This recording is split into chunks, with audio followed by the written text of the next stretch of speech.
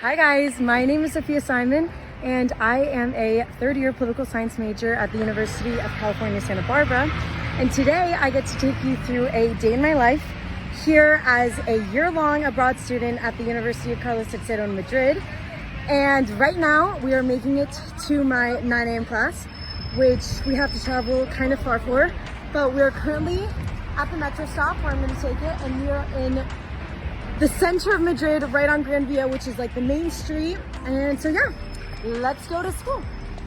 So now we are at the metro and we are going downstairs. The train is arriving right now, which is perfect timing because I gotta get to class soon. And so pretty much it's very typical for most students who come abroad here to live in the center of Madrid. Right now we're in Seoul, which is like the main center of Madrid. And then we take the metro approximately 20 minutes. And then we'll end up in Getafe, which is where my campus is located, kind of in the outskirts of Madrid. And then we'll walk to school. So, yeah.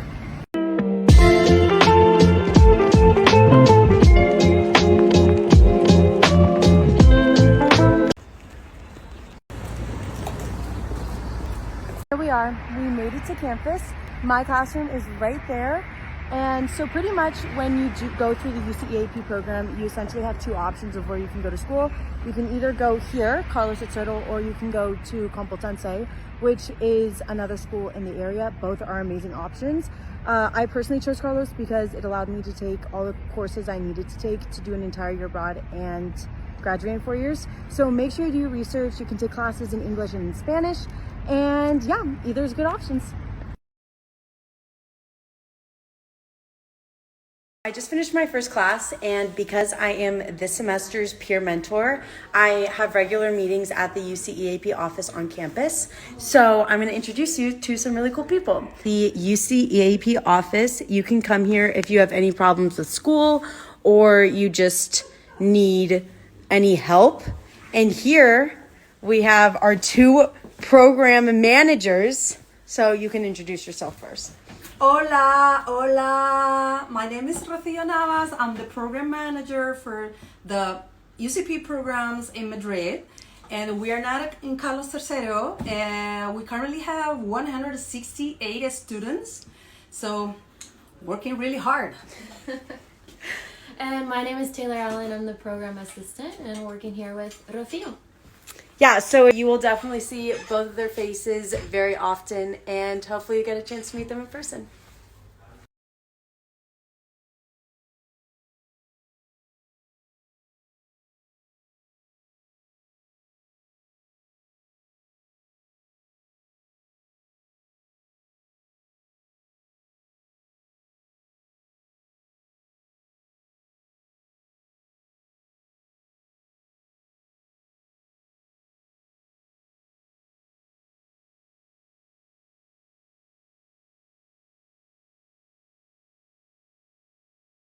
Just wanted to get on here and address housing really fast. As a UCEAP student living in Madrid, we are required to find our own housing. The great news is in comparison to California, it is extremely affordable. I personally recommend looking 2 to 3 months before your program to really get into your finding housing grind. Here I'm going to put some neighborhoods I most recommend for students, and here's some websites or links that you can go and look at that might be of help to you. And I also wanted to share with you the view from my apartment, which I think is so cute. It's a little garden that brings me so much peace. But as you guys probably know, there are so many places in Madrid in different parks like Retiro or Casa de Campo or Campo de Moro, which are the palace gardens that are absolutely beautiful, where even if you don't have a little park in your apartment, there are a lot of places where you can go and reconnect with nature. So right now we're on the way to the gym, which is located right here in the super cool 2-story building. It's in front of a plaza, which obviously you can see people bring their kids here. The police station's here, Gran Via's over there. And plazas are also like a really good meeting spot typically in Spain. In terms of the gym, there's a lot of great affordable options. Basic Fit, which is a huge gym chain in Madrid, only costs around like 20 euros a month. So if you like to work out, then that's something you can do. Guys, we got all dressed up and we're going to dinner with a very special guest. My father and my aunt are in town visiting me. But I needed to show you this amazing view because I am right on Gran Via next to Plaza de Cibeles. And then back there is the Puerta de Alcalá. And then we are right here in the center of Madrid for sunset, and it's absolutely beautiful. There's a really cool rooftop over there. But I really wanted to address visas and visa extensions. I personally chose to extend my visa once I had already gone to Madrid. Before, I had always known that I wanted to do a year abroad, but my school did not offer a year abroad program quite yet. So what happens is if your school offers a batch processing at all, go through the batch processing. You're essentially going to give all of your paperwork to the school, and they will deal with everything. Then, if you choose to do the extension of your visa, you will have until November to decide to do the extension. Then what you'll do is you will wait until you come back to the school in February and then turn in the papers with the school. But you will have all of Christmas break to get all of your new paperwork together, apostilled, translated, all the hard work you can do over Christmas break, and then you'll be able to come back and extend your visa. I will say one disclaimer is you will have to wait for the visa again to travel outside of the country, but also with an American passport, you can continue to travel and be pretty totally fine, but it's not recommended. So if you think from the beginning that you want to do a year-long program, then just do it. But if you're a little scared, you can still do it in the fall and nothing will go wrong. It'll still work out.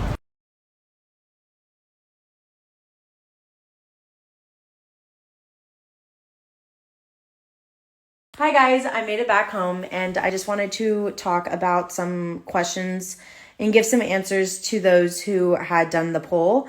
The first had to do with time zones. Don't worry about time zones. You will so get used to the time.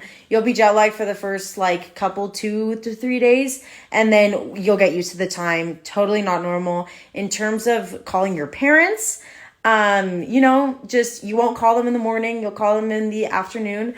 And it works out fine. It will give you the morning to get up, go to school, and then you'll have the rest of the afternoon to retouch with your family members back in the United States. And it's something that you just get super used to. It's all good. The last thing I want to talk about is the education system. So you need to remember that we are no longer in the United States, and the Spanish education system is very different.